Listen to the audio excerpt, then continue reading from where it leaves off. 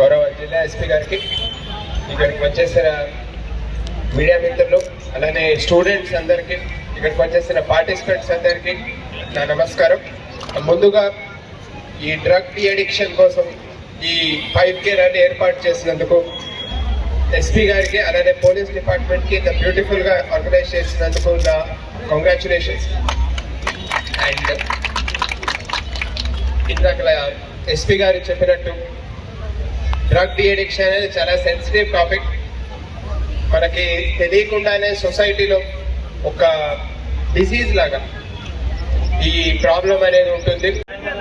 5 kilometre run చేశారు. 6 kilometre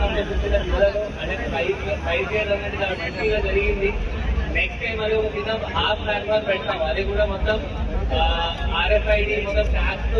ఈ run పెట్టడం ఉద్దేశం ఏంటి అంటే మీ డ్రగ్స్ పైన మీ అందరికీ అవగాహన ఉండాలి.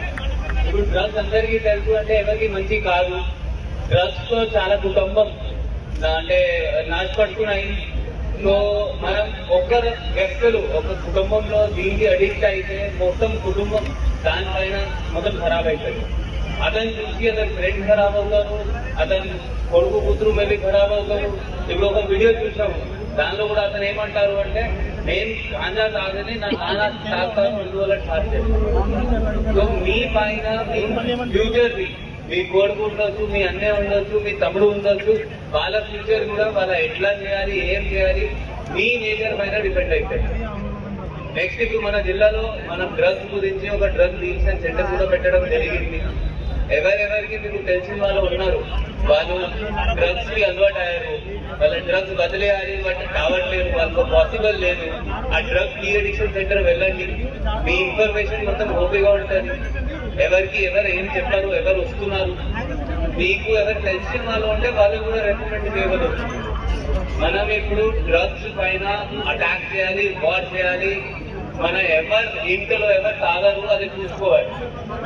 డ్రగ్స్ తో మాత్రమే కుటుంబం కాదు, మన స్వయంగా హెల్త్ కూడా ఖరాబ్ అవుతుంది. ఇప్పుడు ఏంటి అంటే మనం జస్ట్ సిగరెట్ లేకపోతే గాంజా అంటే కూల్ గా అనిపిస్తారు.